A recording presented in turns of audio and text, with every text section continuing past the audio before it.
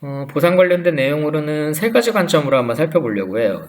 보상의 의미, 두 번째로는 구조, 그리고 세 번째로는 실행 단계로 한번 살펴볼 건데, 의미하고 구조를 먼저 첫 번째, 우리 지금 강의에서 한번 다뤄보고, 보상의 실행 부분은 다음 시간으로, 이렇게 다음 차시로 해서 한번 구성을 해볼게요. 그래서 의미를 한번 우리가 살펴보죠. 보상, 예, 살펴보도록 하겠습니다.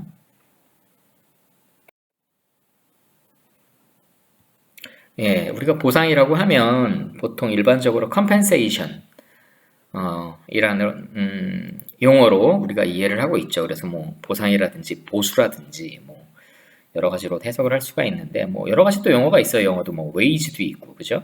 예. 또 뭐 리워드라는 용어도 있고, 뭐뭐에 대한 투입에 대한 투입 내용에 대한 대해서 내가 받는 관점으로 본다고 하면 리워드라는 관점으로 볼 수 있고요. 컴펜세이션이라는 용어가 좀 포괄적인 것 같아요. 그래서 보상이라는 용어는 일반적으로 컴펜세이션이라는 용어로 사용을 하고 있습니다. 예, 교과서에서도 보통 보상은 컴펜세이션으로 통칭을 하고 있고요. 보상이라는 의미를 우리 개인하고 회사 뭐 두 가지 관점으로 좀 구분을 해봤는데 개인은 조직 구성원이 될 거고요. 직원이죠. 그리고 회사는 고용주, 해당 조직, 해당 고용주라고, 해당 고용 단체, 회사로 이해를 하시면 될 것 같습니다. 관점이 좀 많이 다르겠죠. 한쪽은 돈을 주는 사람이고 한쪽은 돈을 받는 사람이고, 다만 그 돈을 받기 위해서 그 구성원은 노력을 하는 거죠. 역량을 발휘해서 회사에서, 조직에서 요구하는 수준의 업무 성과와 목표를 달성하도록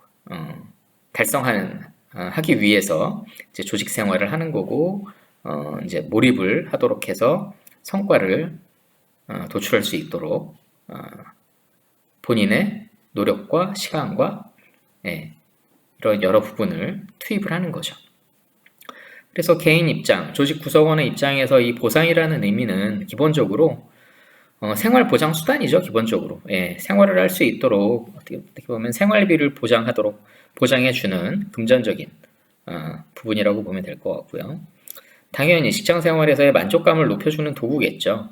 어떠한, 물론 연봉이 뭐 높을수록 좋겠죠. 근데 이게 이제 보통 뭐 시장 가치라고 할까요? 보통 직무 중심 뭐 인사 관리를 하는 쪽에서는 본인의 사실 좀 회사 내에서는 이런 용어도 써요. 몸값.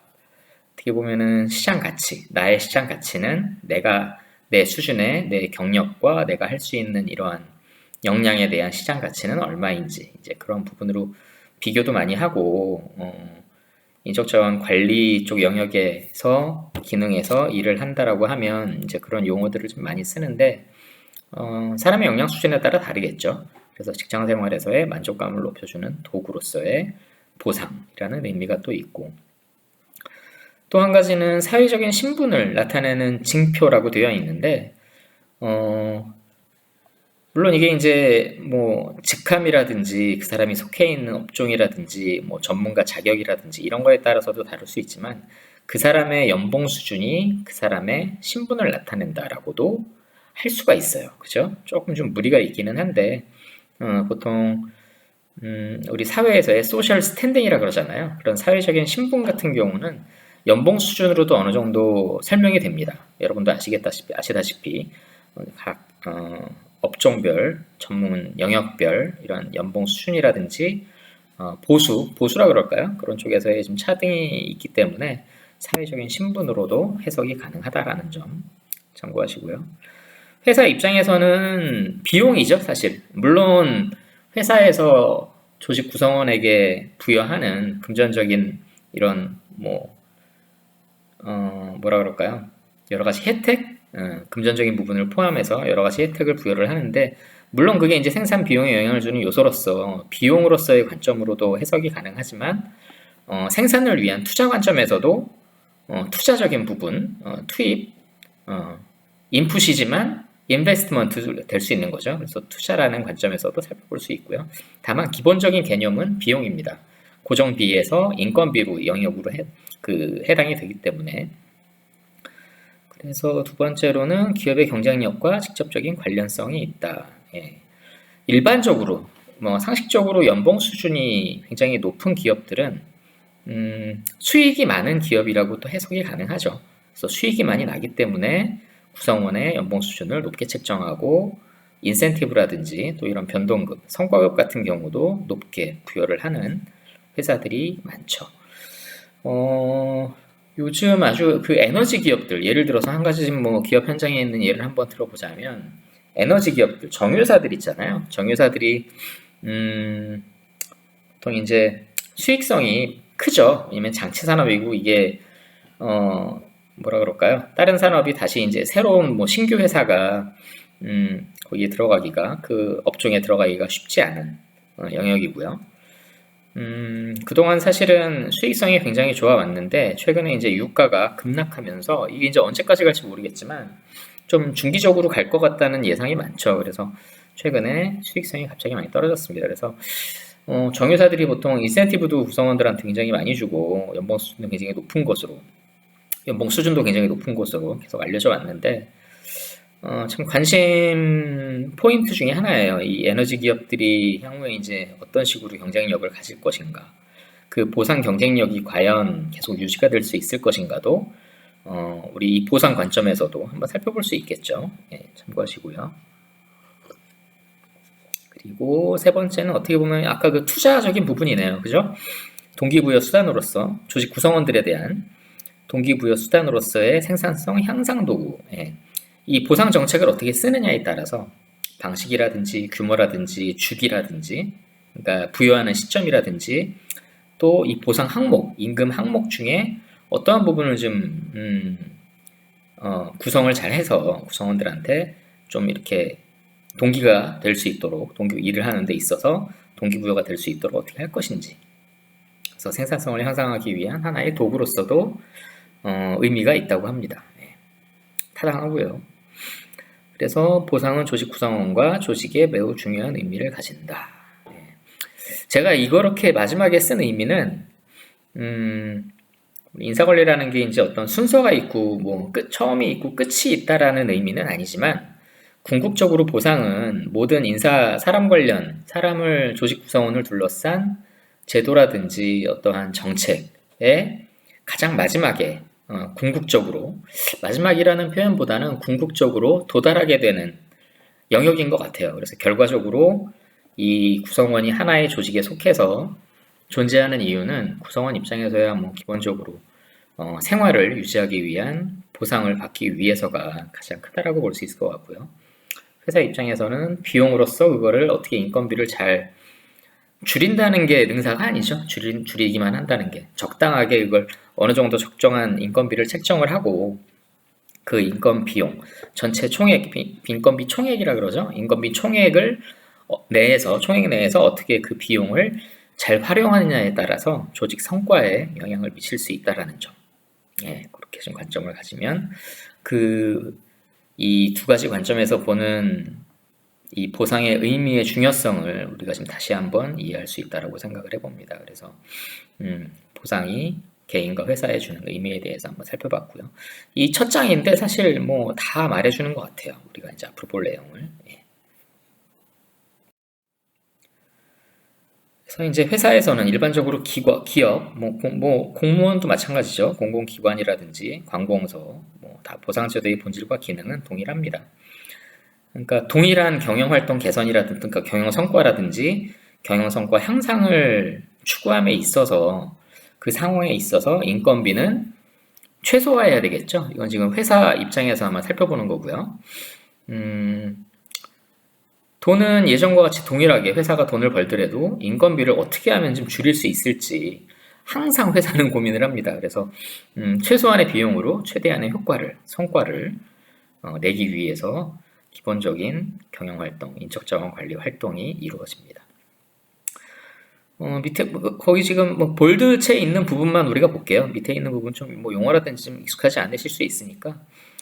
그리고 또 한 가지의 이 보상제도가 갖는 본질과 기능은 성과주의 실행을 위한 핵심 도구로 활용한다는 내용이 있는데요. 도구라 그러면 보통 툴이죠. 어떤 도구로서 어떻게 써서 잘 써서 성과주의 실행을 잘 할 거냐. 이 성과주의는 성과를 중시하는 인적자원 관리 활동을 의미를 합니다. 그래서 기업 활동을 의미를 합니다. 그래서 수익을 더 많이 가져올 수 있도록 구성원들에 대해서 이거를 주요 활용 도구로 쓴다는 거죠. 그래서 성과급, 보통 이제 일반적으로 성과급이 여기에 도구로 하나의 예시가 될 수 있을 것 같아요. 예. 그래서 다시 한번 보면 보상제도의 본질과 기능이라는 점은 경영활동을 함에 있어서 어떻게 하면 인건비를 줄일 것인지, 그리고 보다 나은 성과를 위해서 어떻게 이 보상제도를 활용을 잘 할 것인지, 도구로서 활용을 잘 할 것인지가 이 보상제도가 갖는 기능과 본질이라고 볼 수 있을 것 같습니다.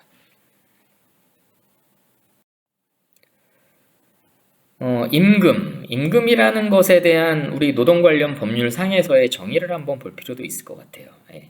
보통 우리가 근로기준법이라고 하죠. 예. 일본 같은 경우는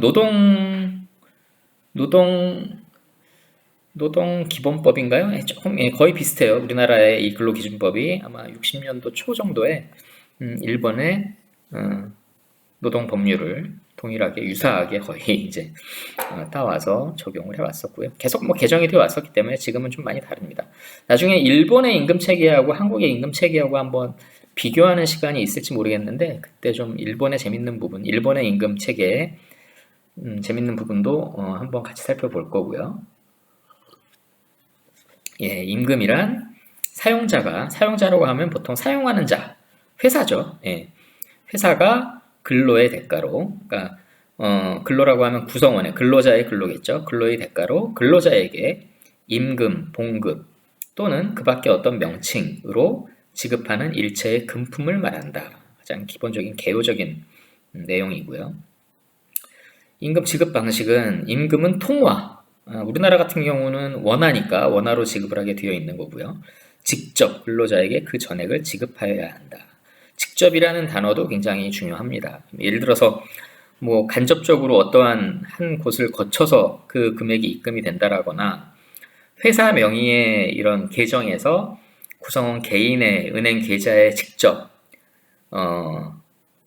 입금이 안 된다라든지 어떠한 절차를 통해서 어떠한 단계를 거쳐서 그 금액을 구성원들에게 전달이 된다라고 하면 그건 근로기준법 위반이 되겠죠. 예. 굉장히 근로기준법은 구성원의 어떻게 보면은 근로자의 권리를 함께 담고 있기 때문에 굉장히 엄격하게 적용이 됩니다. 그리고 임금의 지급 주기도 밑에 있네요. 매월 1회 이상 일정한 날짜를 정하여 지급하여야 한다. 예. 일정하게 지급을 해야 한다는 게 근로기준법에서 명시하고 있는 임금에 대한 내용입니다. 그래서 예, 이렇게 해서 한 달에 보통 한 달에 한 번 월 1회 저쪽에 뭐 미주 지역이라든지 중남미 이쪽은 주급이 굉장히 많아요. 그래서 한 주에 해당하는 일을 주별로 돈을 받는 경우도 굉장히 많습니다. 그래서 그거는 코디고 델 트라바오라 그래갖고 그거는 중미 지역에 미주 지역의 노동법이 또 별도로 있어요. 그쪽 같은 경우도 사실 뭐 항목은 거의 비슷한데 이 근로기준법이나 외국의 노동법이나 비슷한데 내용이 많이 다릅니다. 그래서 이 근로기준법 내용을 보면 나라에 있는 기업들의 임금 제도에 대해서 어느 정도는 추정이 가능하죠. 예. 참고하시고요. 보상의 역할, 세 가지로 되어 있나요? 동기부여, 가장 중요한 부분이겠죠. 금전적인 부분을 부여를 함으로써 구성원들이 조금 더 노력하고 성과를 높게 낼 수 있도록 도와주는 거고요. 유도하는 거고요. 그리고 어트랙션하고 리텐션이라고 있는데 어트랙션은 채용으로 보면 될 것 같고요. 리텐션은 보통 우리가 뭐 유지라고 되어 있는데 리텐션이라고 하면은 이제 유지하는 건데 이 리텐션이라고 보통 인적자원 관리에서 얘기를 할 때는 그냥 리텐션이라고 영어로 얘기를 하고요. 우수인재가 일찍 회사를 떠나지 않도록 하는 것을 의미해요. 그냥 그래서 우수인재를 계속 잡아두고 성과를 더 많이 낼 수 있도록 하는 행위를 리텐션이라고 통상 활용을 쓰고 있고요. 어트랙션은 인재를 확보하는 채용 단계를 확보하는 절차를 의미를 해요. 그래서 어트랙션도 물론 이제 뭐 필요로 하는 인재, 회사에서 요구되는 인재를 끌어들이기 위한 유인하는 거잖아요. 예, 납치는 아니겠지만 유인하는, 유도하는 회사에 유인하도록 하는 하나의 뭐 도구로서 쓰일 수 있겠죠. 그래서 보상이 동기부여, 그리고 어트랙션, 인재 확보, 그리고 리텐션, 인재의 리텐션에도 이 보상이 굉장히 중요한 역할을 한다고 보시면 될 것 같습니다. 네. 세 가지 역할을 살펴봤고요. 임금 수준, 보통 페이 레벨이라고 하는데, 아까 제가 이제 어떤 그 사람에 대한 뭐 좀 몸값이라 그랬잖아요. 좀 표현이 좋지 않은데 시장 가치죠. 마켓 밸류가. 내가 외부의 직업 시장, 보통 잡 마켓이라 그러는데 직업 시장에 내가 나갔을 때 내가 IT 어떤 소프트웨어 게임의 기획자다. 게임 개발을 하는 기획자라고 하면 그 업계에 잡 마켓이 있잖아요. 그 직업 시장 그 내에서 그 사람은 특히나 이런 IT 하는 쪽, 뭐 게임 개발 인력이라든지 소프트웨어 개발 인력들은 이 마켓 밸류가 어느 정도 그냥 정해져 있어요. 그냥 이 사람이 뭐 A 게임사에서 예를 들어서 뭐 한 7천만 원을 받는 게임 개발자라고 하면 어느 정도 유사한 규모 B 회사에 가더라도 입사할 때 한 뭐 10%라든지 20% 추가가 되는 경우가 많고요. 어느 정도 연봉 수준은 업계에는 정해져 있다.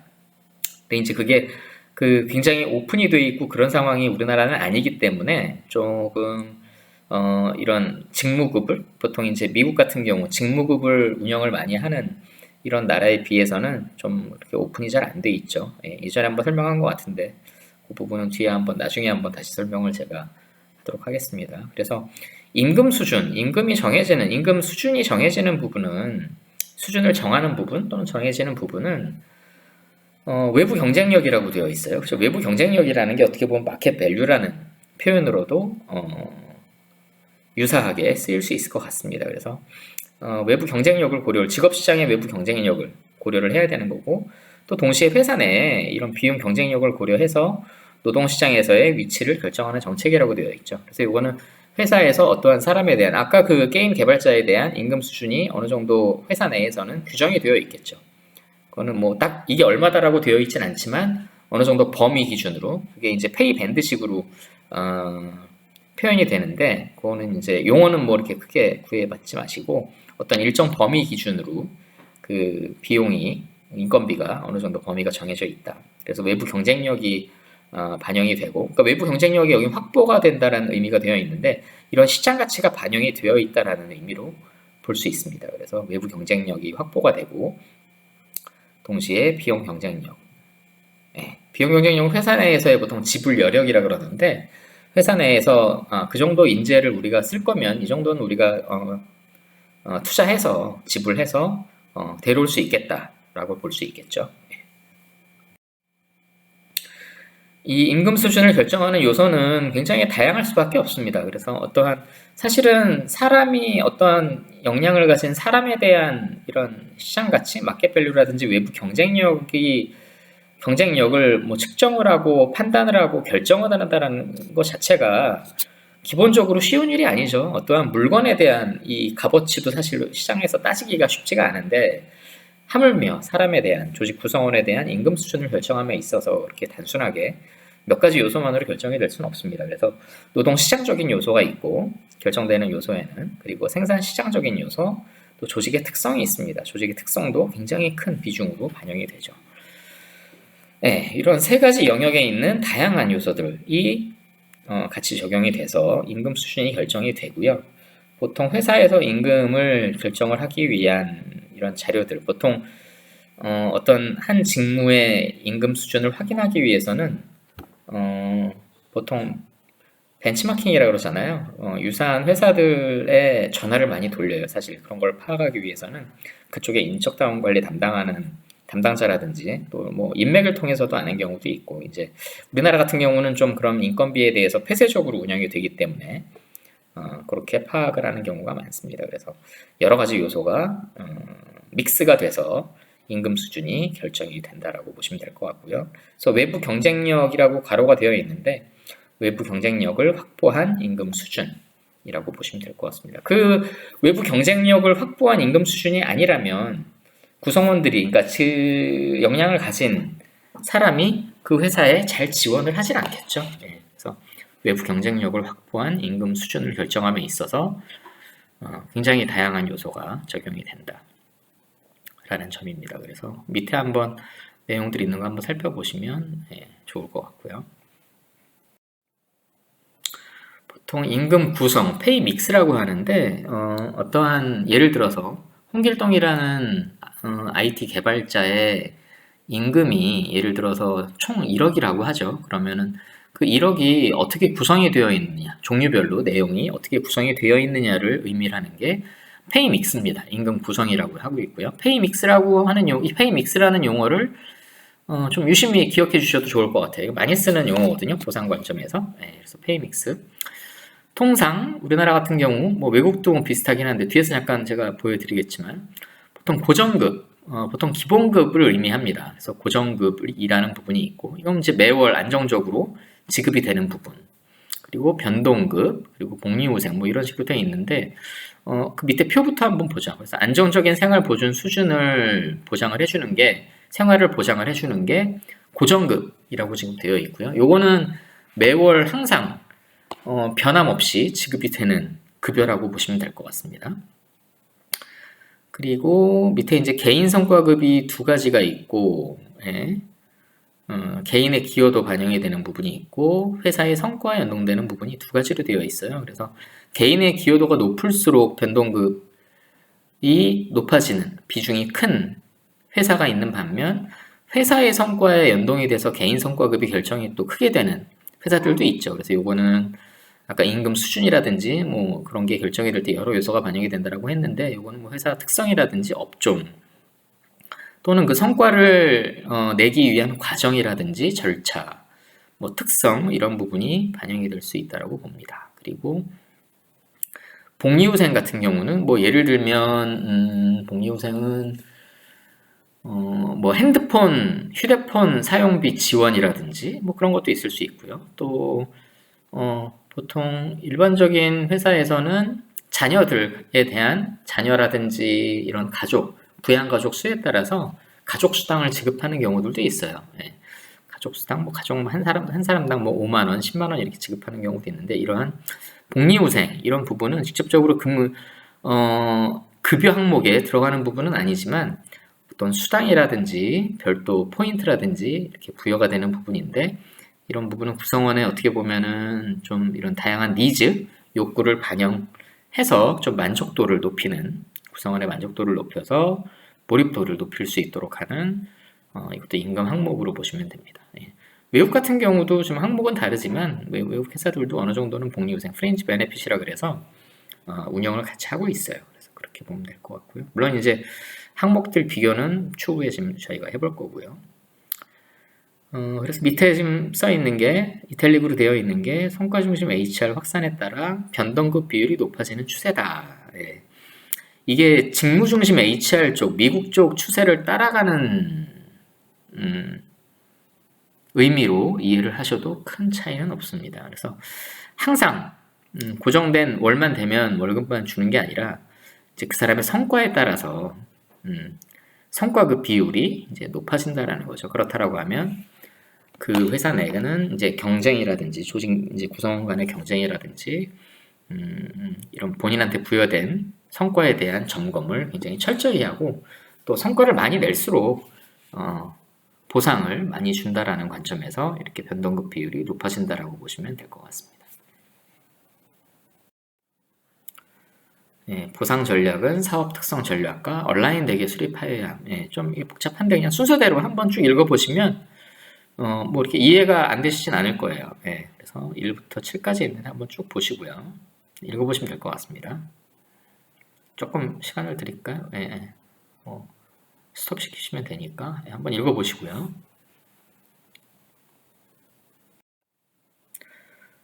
다음은 보상의 구조입니다. 그래서 보상의 구조는 간단하게 한번 살펴볼게요.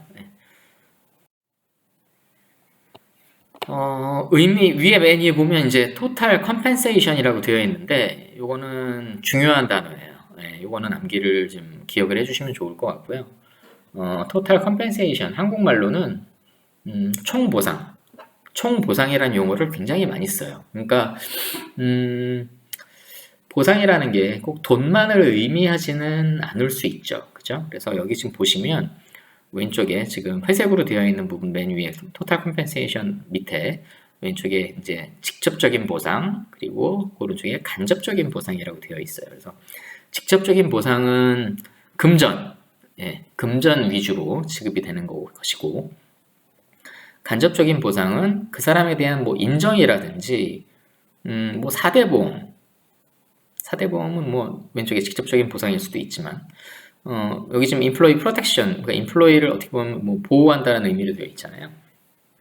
그리고 구성원의 개발, 육성 관점에서도 그 사람에 대해서 포상을 해서 칭찬해주고 그 사람이 더 잘할 수 있도록 회사에서 여러 가지 교육 기회를 주는 것도 보상 관점에서 볼 수 있는 거죠. 그래서 보통 이제 인사부서, 기업의 인사부서에서 어떠한 구성원에 대한 이런 보상 관점에서의 제도를 개선하거나 새로운 제도를 만들 때는 이 총보상 관점에서라는 총보상 관점에서, 일곱 자네요. 그죠?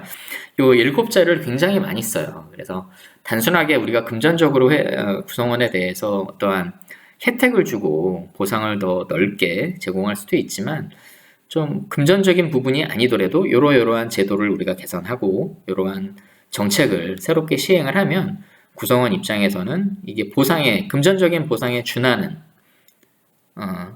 느낌으로 인지가 될 수 있다는 거죠. 그렇다라고 하면 금전적인 연봉을 올려줄 때와 유사하게 회사로서는 생산성의 향상을 꾀할 수 있다. 또 구성원 입장에서는 몰입도라든지 만족도가 높아질 수 있다라는 관점에서 접근을 많이 합니다. 그래서 요 총보상, 요 항목을 제가 다 익히라고 말씀을 드리진 않겠지만, 이 총보상 관점에서 직접적인 보상은 돈 관련된 부분, 그리고 간접적인 보상은 그 사람에 대한 인정, 육성, 이런 쪽으로 좀 이해를 해주시면 좋을 것 같아요. 이 부분은 꼭 기억을 해주시면 좋을 것 같습니다. 항목들은 다 외우실 필요는 없고요. 이게 요 슬라이드가 한국과 미국의 일반적인, 이게 절대적이진 않은데 일반적인 기업들의 임금 항목, 임금 구조라고 보시면 될 것 같아요. 그래서 맨 밑에 동일한 건 한번 빼보죠. 맨 밑에 이제 복리후생, 프린지 베네핏, 외국 회사, 우리나라 회사 유사합니다. 그래서 항목은 다르겠지만 그렇게 해서 복리후생이 동일하게 있고, 그리고 성과상여라는 게 있고, 미국 같은 경우도 인센티브 보너스라는 표현도 많이 쓰죠. 그래서 성과상여, 요거는 동일해요. 요거는 당해년도라고 하면 예를 들어서 올해가 2020년이면 2020년을 의미를 하는데, 그 한 해 동안의 성과를 개인의 성과든 조직의 성과든 평가를 해서 그 개인에 대해서 인센티브를 얼마나 줄 거냐, 그 주는 인센티브를 의미를 해요. 그래서 요것도 동일하죠, 거의. 근데 이제 아까 우리가 잠깐 살펴본 내용 중에 흥미로웠던 거는 요 성과상여가 아까 변동급의 항목, 그러니까 변동급은 고정급이 아니라는 거죠. 성과에 따라서 이 인센티브 보너스는 성과상여는 달라질 수 있잖아요. 안 줄 수도 있는 거고, 회사 입장에서는. 그죠? 성과가 안 좋으면은 성과상여를 안 줄 수 있죠.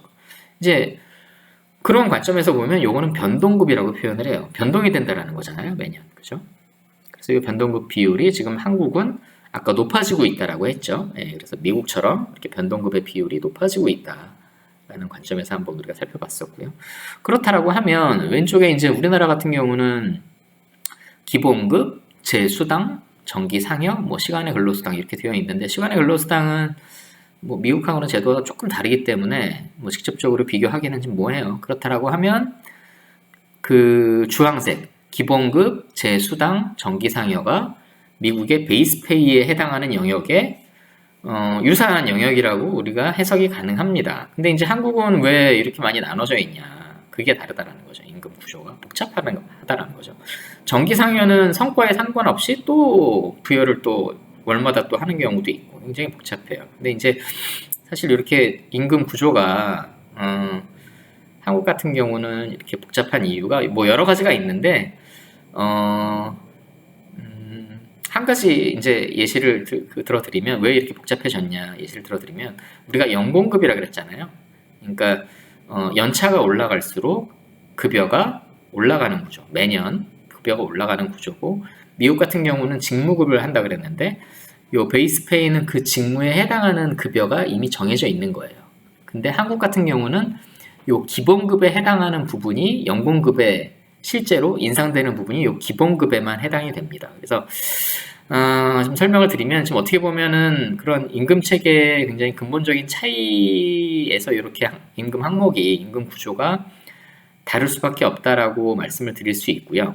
그리고 요 임금이 보통 이제 그 해마다 정률제라 그래가지고 일정 비율이 곱해져요. 근데 그 비율이 곱해질 때 해당하는 부분이 요 정기상여 제수당 기본급에 다 이게 비율이 곱해지는 게 아니라, 통상 연공급 같은 경우는 기본급에만 이 임금 인상률이 적용이 됩니다. 그 의미는 좀 어떻게 보면은 회사에서 좀 꼼수를 우리나라의 기업 관점에서 좀 이렇게 꼼수를 부린 걸 수도 있는데, 이 기본급에 해당하는 부분만 이 연공에 따라서 올라가는 임금 인상이 적용이 되기 때문에, 임금 인상을 좀 시장 가치라든지 이러한 사회적인 요구라든지 임금 경쟁력과는 조금 관련이 없이 임금 인상을 좀 제한을 크게 할 수 있는 하나의 방식인 거죠. 그래서 우리나라 같은 경우는 기본급이라는 항목이 그렇게 크지 않은 영역을 차지를 해서 기본급의 임금 인상률을 곱해봐야 사실 그렇게 크게 인상이 되지 않는, 사실 우리나라가 고도성장기에 이제 이런 임금 체계가 도입이 많이 돼서 확산이 됐는데, 그 당시에 이제 저임금에 이제 숙련된 인력을 활용하기 위한 하나의 방향성에 의해서 이렇게 임금 구조가 고착화된 것도 있어요. 그래서 그렇게 좀 봐주시면 될 것 같고, 사실은 또 이게 이제 이런 임금 구조가 일본에서 또 이렇게, 제가 아까 근로기준법이 이제 일본하고도 굉장히 유사하다고 했는데, 노동기준법, 일본은 노동기준법입니다. 우리는 근로기준법이고, 그래서 그렇게 지금 어떻게 보면은 일본에서의 이런 기업 인사관리 체계가 도입이 되면서 일본과 굉장히 유사하게 운영이 되어 왔어요. 일본은 다만 요 이제 뭐 수당이라든지 이런 부분이 보통 자격에 의해서, 그래서 직능급이라는 표현을 많이 쓰거든요. 능력의 능이거든요. 그래서 네, 일본 관련된 부분은 다음에 한번 살펴보죠. 혼동되시니까요. 그래서 간단하게 다시 정리를 하면, 한국 같은 경우는 임금 구조가 좀 직무급을 활용하는 이런 국가의 기업들에 비해서 좀 복잡하다.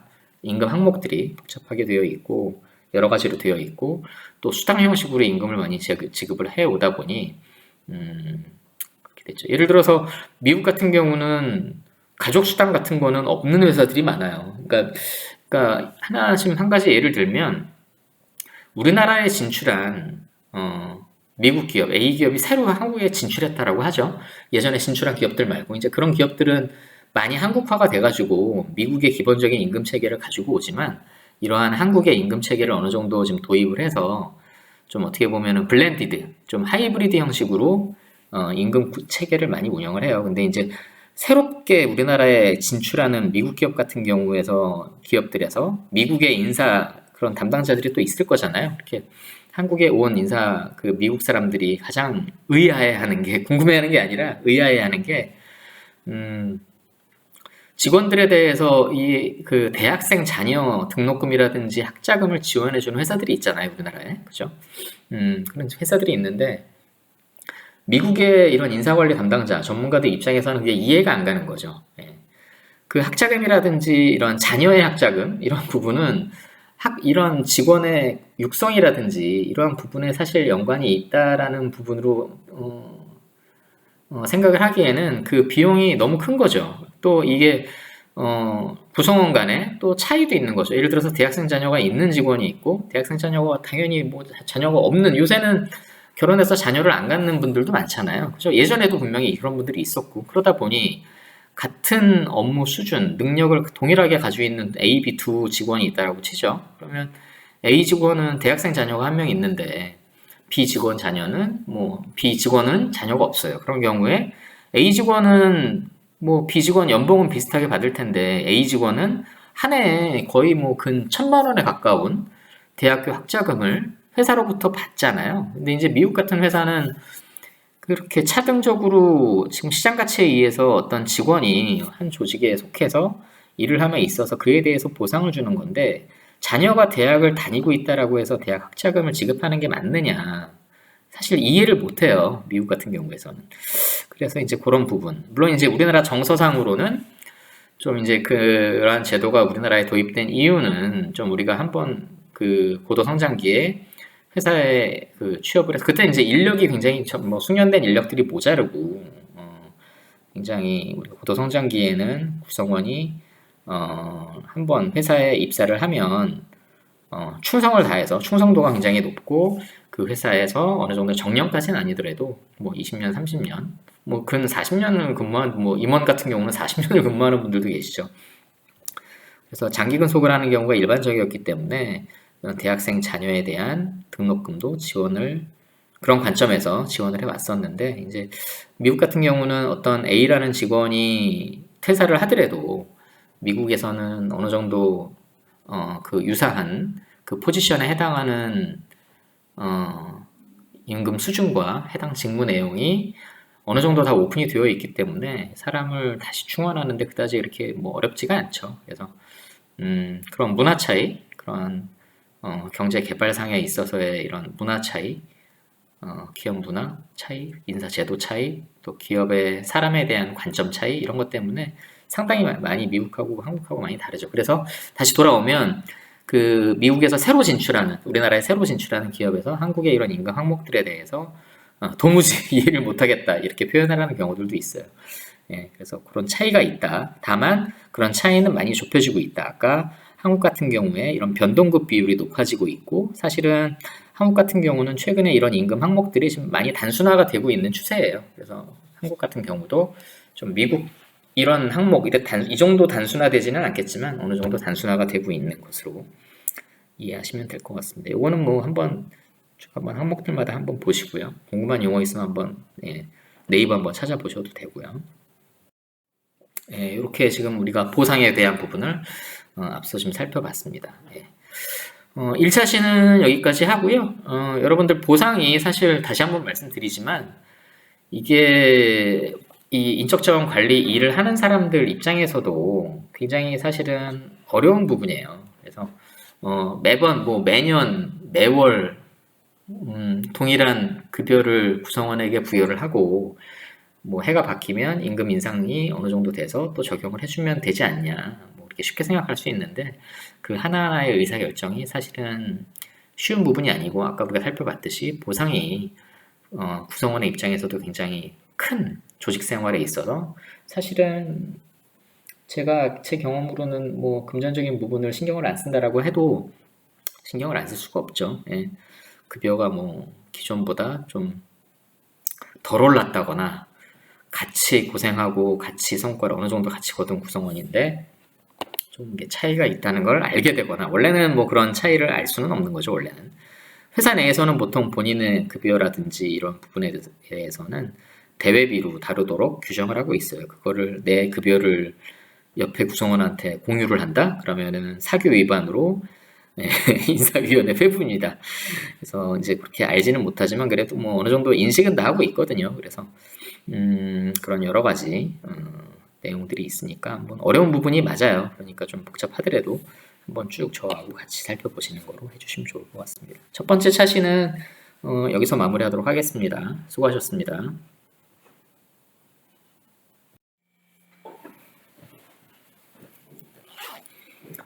예, 두 번째 차시 보상의 실행에 대해서 좀 살펴보도록 하겠습니다. 우리 보상의 의미하고 구조, 컴펜세이션의 의미와 구조, 또 한국과 미국의 기업들의 임금 항목의 차이도 한번 살펴봤는데요. 이번에 보상의 실행, 실질적으로 기업 현장과 기관 현장에서 어떻게 보상이 실행되는지 한번 같이 살펴보도록 하겠습니다. 예.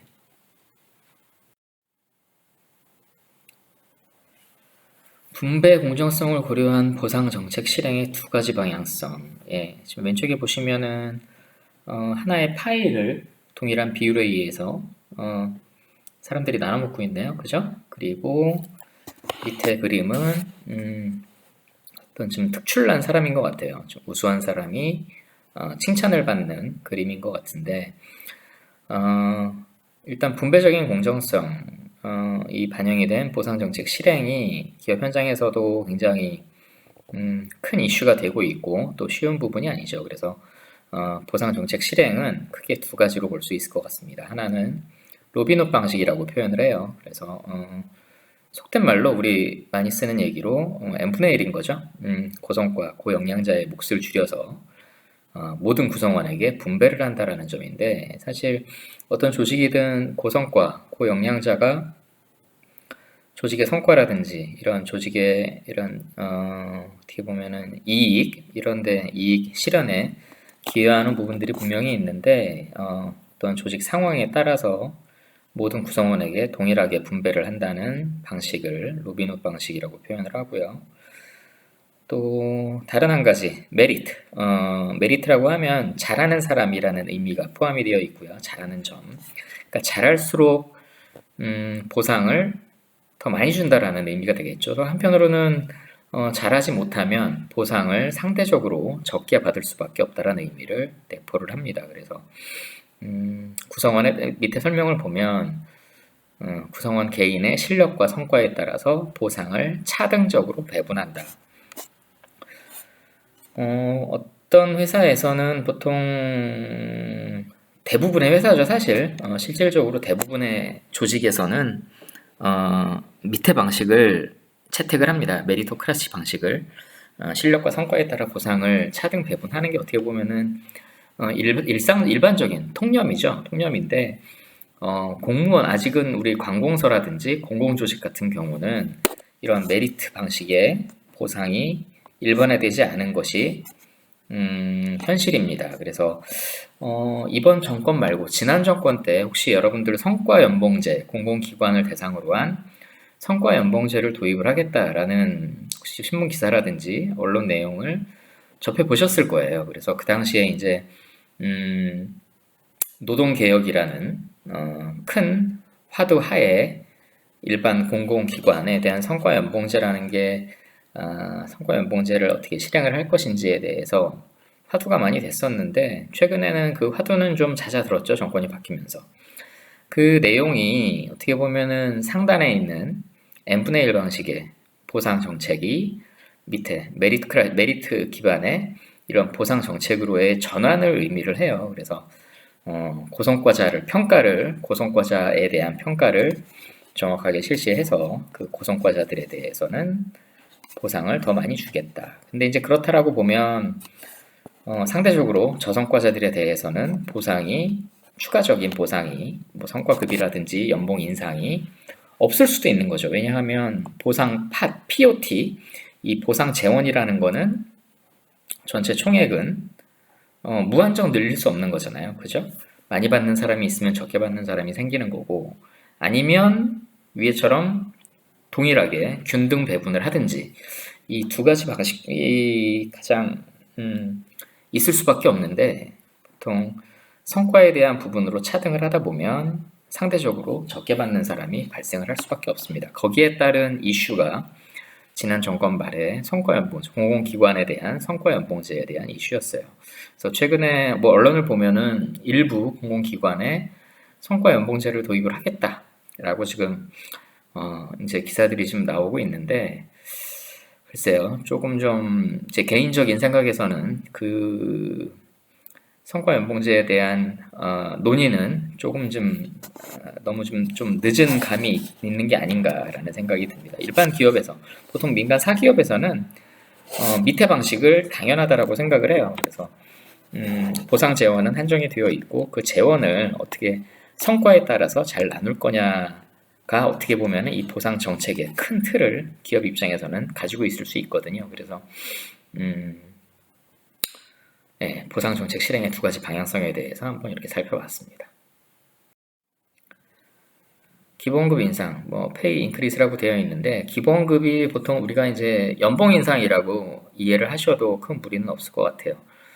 인상 방식은 자동 인상 방식, 성과 인상 방식이라고 기재가 되어 있는데, 글쎄요. 이게 좀 믹스되어 있는 형태로 실질적으로 운영이 되는 것으로 보시면 될 것 같습니다. 물론 노조가 있는 기업과 노조가 있지 않은 기업과의 이런 접근 방식은 좀 다를 수는 있는데 보통 여기 있는 내용이 지금 믹스돼서 진행이 된다라고 보시면 될 것 같아요. 일반 우리나라 민간 사기업 같은 경우는 자동 인상 내용이 어느 정도 물가 상승률에 따라서 물가 인상률이죠. 물가 인상률에 따라서 어느 정도 기본적인 베이스업이라고 표현을 하거든요. 그래서 베이스업으로 어느 정도 비율이 연봉 인상이 있고 또 어느 정도의 조직 성과라든지 개인 성과에 따라서 메리트 인크리스 그래서 업적급이 어느 정도 반영이 돼서 또 비율이 적용이 되는 경우가 있습니다. 그래서 기본급이 인상이 되는 방식을 표현을 했는데 한번 쭉 읽어보시고 이러한 내용들이 믹스가 돼서 진행이 된다라고 보시면 큰 무리는 없을 것 같아요.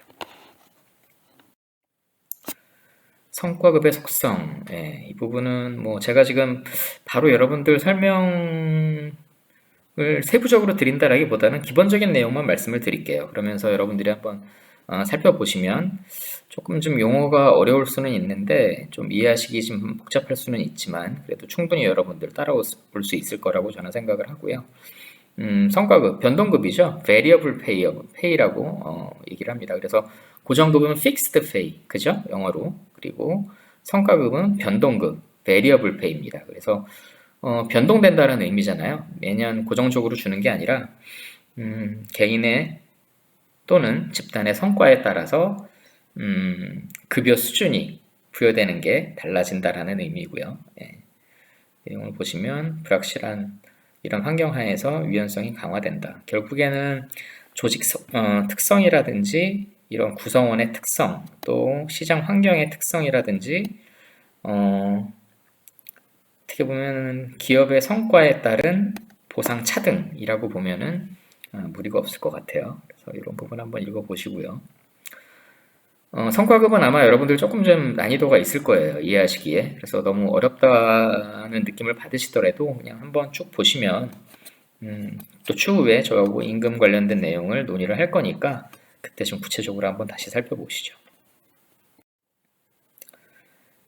성과급은 개인 성과급이 있고 조직 성과급 두 가지로 집단 성과급 두 가지로 볼 수가 있는데 일반적으로 쓰는 방식이 최근에는 개인 성과급이죠. 개인에 대한 인적 자원 관리가 강화가 되는 관점에서 보시면은 보너스라는 부분에 뭐 메릿 보너스, 럼썸 보너스라는 게 있고 또 개인 특별 포상, 뭐 스파성으로 이렇게 상 주는 부분, 수시로 그리고 개별 인센티브라는 부분이 있는데 지금 이러한 부분은 미국의 인사 제도를 설명한 부분이기는 해요. 그렇지만 우리나라에도 적용이 어느 정도 될 수 있는 부분이고요. 이거는 뭐 럼썸이라는 부분은 총액 개념인 거죠. 전체적인 금액을 보너스를 지급을 한다라는 부분이고, 뭐 피스 레이트 시스템 이런 부분은 일한 만큼 인센티브를 준다라는 부분이라서, 그러니까 일한 양만큼 인센티브를 준다라는 의미고요.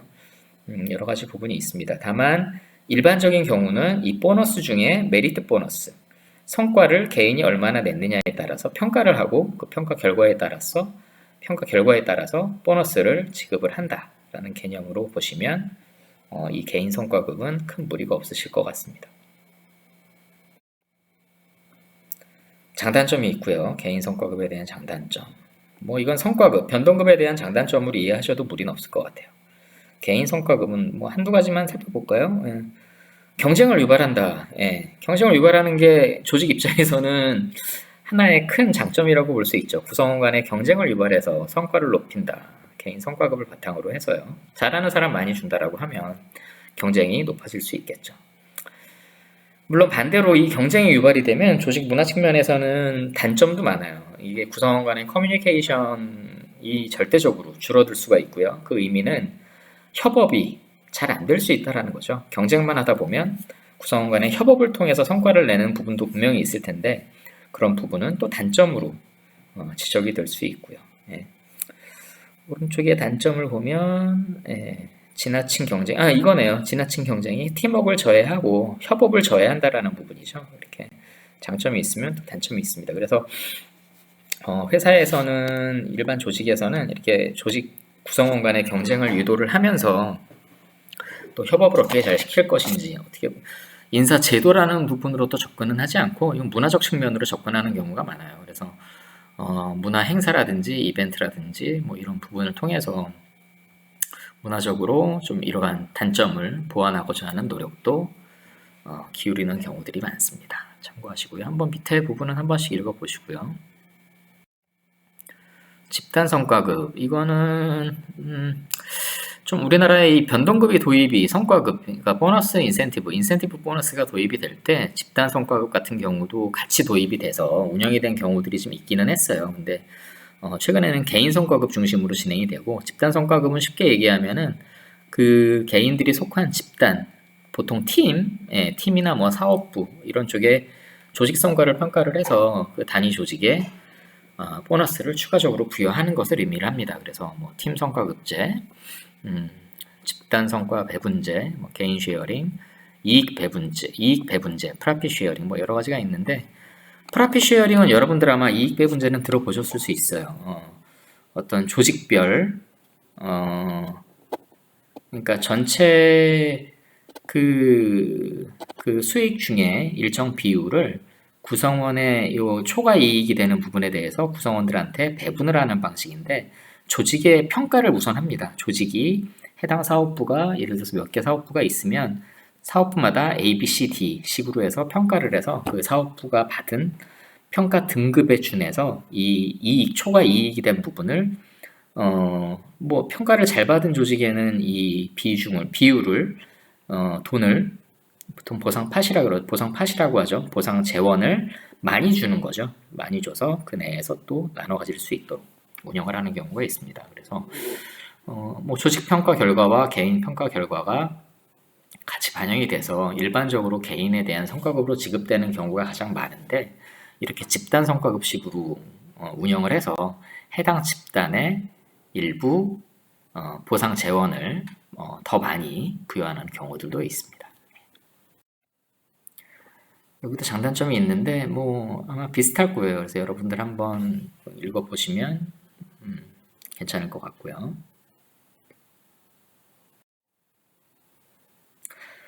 그래서 지금 뭐 임금 관련된 내용을 우리가 한번 같이 살펴봤는데 제가 예전에 말씀드린 부분 보상에 대한 책정은 연봉하고 인센티브 크게 두 가지로 보시면은 큰 무리는 없습니다. 그래서 연봉 같은 경우는 개인의 시장 가치에 따른 연단위 보상 금액을 의미를 한다라고 보시면 되고 인센티브는 당해년도 그 한 해가 지나고 당해년도 기간에 그 회사 자체가 조직 자체가 올린 성과를 분석을 해서 개인이 거기에 얼마나 기여를 했는지 평가를 해서 그 평가 결과를 바탕으로 인센티브를 부여하는 방식이라고 보면 될 것 같고요.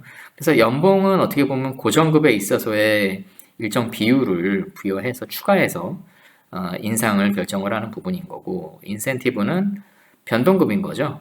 요거는 이제 매년 왜냐하면 인센티브는 회사에 수익이 없다라고 하면 안 줄 수도 있잖아요. 그죠? 그거는 경영진의 의사결정 사항입니다. 그래서 경영진이 의사결정을 해서 만약에 뭐 올해 수익이 났는데도 인센티브를 지급하지 않을 수도 있죠. 왜냐하면 다음 연도에 예를 들어서 투자를 위한 여력이 회사에 부족하다라고 하면 당해년도에 구성원들한테 지불할 수 있는 여력은 없는 거죠. 그래서 인센티브는 이거는 경영진의 의사결정사항으로 보시면 될 것 같고요. 다만 경영진의 의사결정이기는 하지만 보통 보상 스킴이라 그래가지고 스킴 SCHEME 보상 보통 체계라고 얘기를 하죠.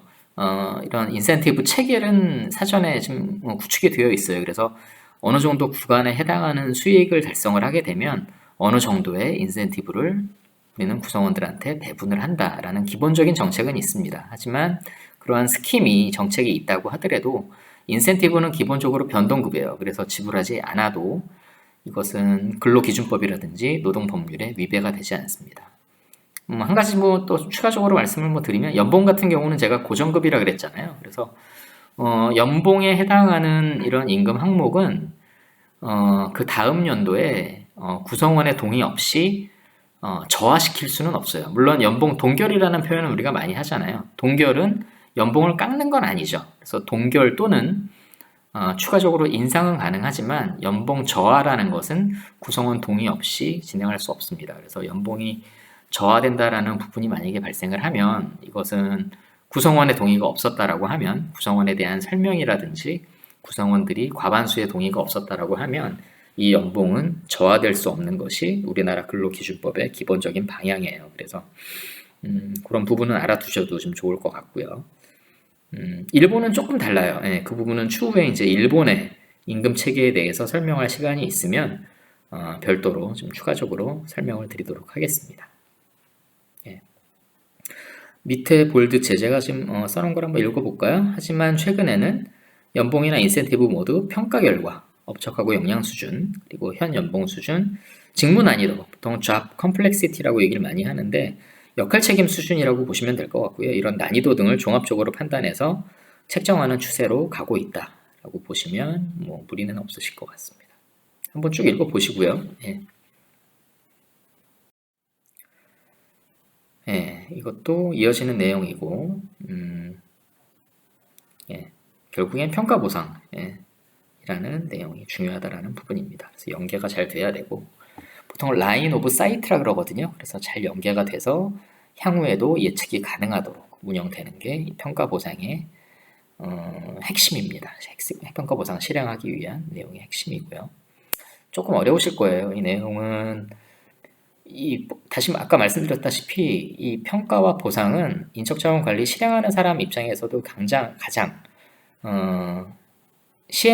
업무를 수행하기 어려운 부분이기도 합니다. 그래서 여러분들도 당연히 읽어보시면 이해도 잘 안 가시고 어려우실 텐데 하나하나 제가 말씀드린 내용 중심으로만 우선 한번 좀 따라와 주시면 계속 연계를 시켜서 설명을 하도록 하겠습니다. 예, 평가와 보상 연계 옵션이라고 되어 있네요. 예, 두 가지 방향성이 있는데 왼쪽에는 평가 등급 기준으로 보상을 결정하는 방식 도식화 한번 해봤고요. 오른쪽에는 개별 성과 리뷰 기반의 보상 결정. 여기는 개인의 특성이라든지 개인의 실질적인 기여도 기반의 보상 방식이라고 보면 될 것 같은데 예, 이 부분도 좀 약간 이해가 안 되실 거예요. 이 부분도 뒤에서 제가 다시 이 부분을 설명드리도록 하겠습니다.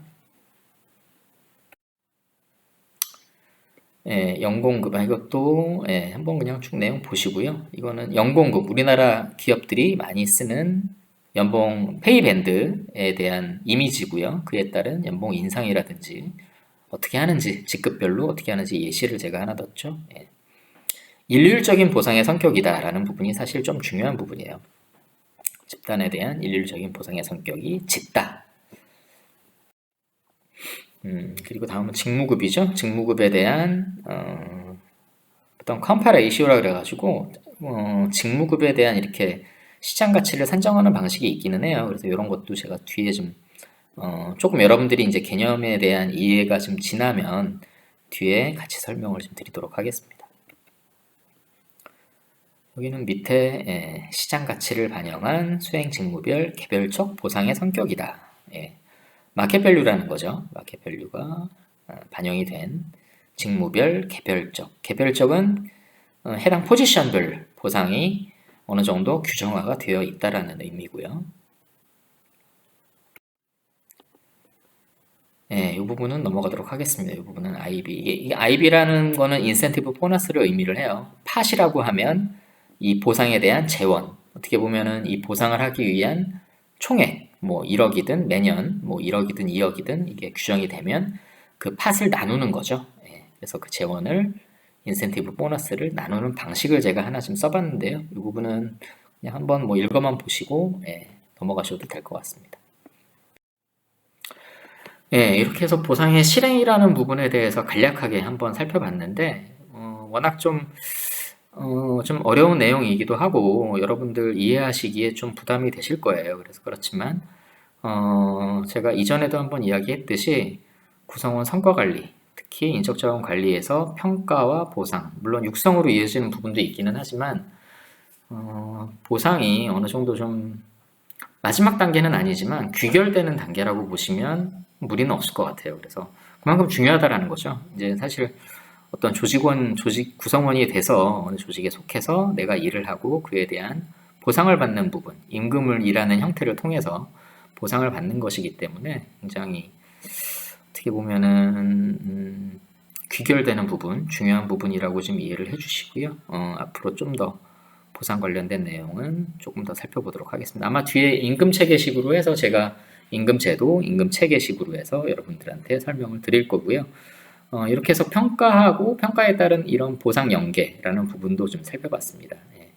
여러분들은 이제 좀 등교하시고 나중에 좀 직접 우리가 수업을 할 시간이 있으면 좀 실질적인 기업 현장에서 이런 인센티브 보너스에 대한 배분 테이블이라든지 이런 것도 한번 같이 살펴보면서 어떻게 보너스가 배분이 되고 어떤 사람들이 보너스를 많이 받는지도 한번 같이 한번 볼 테니까 서두르지 마시고 좀 저하고 하나하나 익혀나가는 것으로 좀 접근해 주시면 좋을 것 같습니다. 오늘 아마 조금 내용이 좀 어려웠을 수 있으니까 그 부분은 저도 알고 있으니까요. 한번 같이 하나하나 풀어나가는 거로 진행해 보시죠. 예. 이렇게 보상 관련된 내용을 마치도록 하겠습니다. 궁금한 점 있으시면 여기 이메일로 보내주시면 언제든지 제가 내용 리뷰하고 답변 드리도록 하겠습니다. 네, 수고하셨습니다.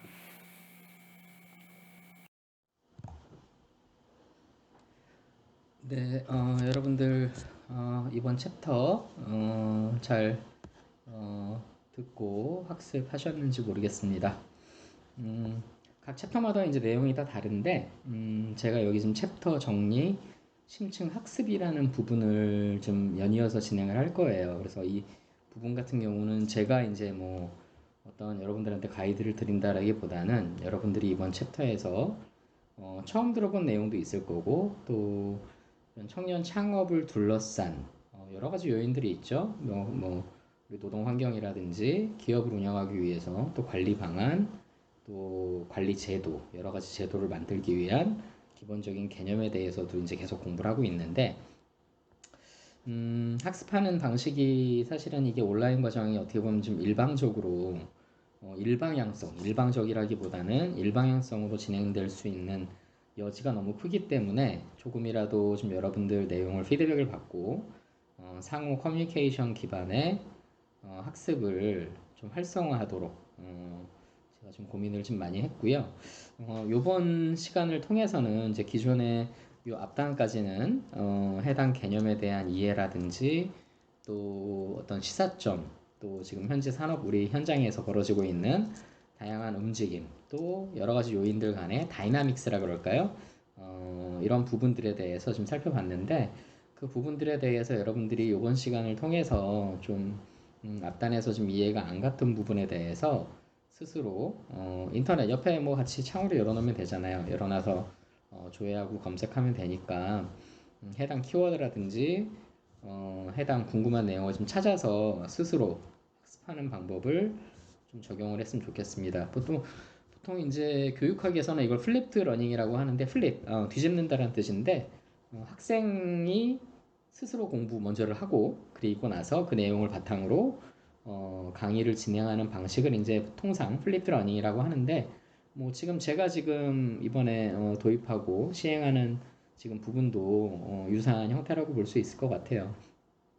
지금 각 챕터별 내용이 각 분절적으로 이루어진 게 아니라 챕터 간에 이게 스토리 라인으로 지금 이어지고 있는 한 학기 교과로 되어 있기 때문에 여러분들이 교과가 앞에 이제 내용을 듣고 이제 제가 얘기한 내용을 듣고 또 학습을 하고 이해를 하고 그 내용을 바탕으로 본인이 해당 내용을 좀 찾아서 좀 결합을 해서 교육 효과성을 좀 높이면 좋을 것 같습니다. 그게 제가 희망을 하는 거고요. 여러분들이 해주실 일은 저는 보통 어떤 시사점이나 어떤 주제에 대한 이슈 이런 내용을 찾을 때 물론 뭐 네이버라든지 이런 포털 구글이라든지 이런 데에서 최신으로 설정을 하고 해당 키워드를 입력을 한 다음에 해당 기사 특히 논설이라든지 어떤 기자들이 좀 이렇게 큰 언론사에서 기자들이 이렇게 취재를 하고 거기에 대한 분석 또 문제점 향후 대응 방안까지 이렇게 논리적으로 잘 기술하고 있기 때문에 신문 기사 정도 찾아보셔도 굉장히 많은 학습이 될 수 있을 거라고 생각하고요. 또 유튜브 같은 경우도 요즘 주제별로 너무나 컨텐츠가 너무나 많죠. 예, 그래서 좀 보완적으로 유튜브 내용은 필요한 부분, 짧은 것들 중심으로 해서 같이 공부를 했으면 좋겠습니다.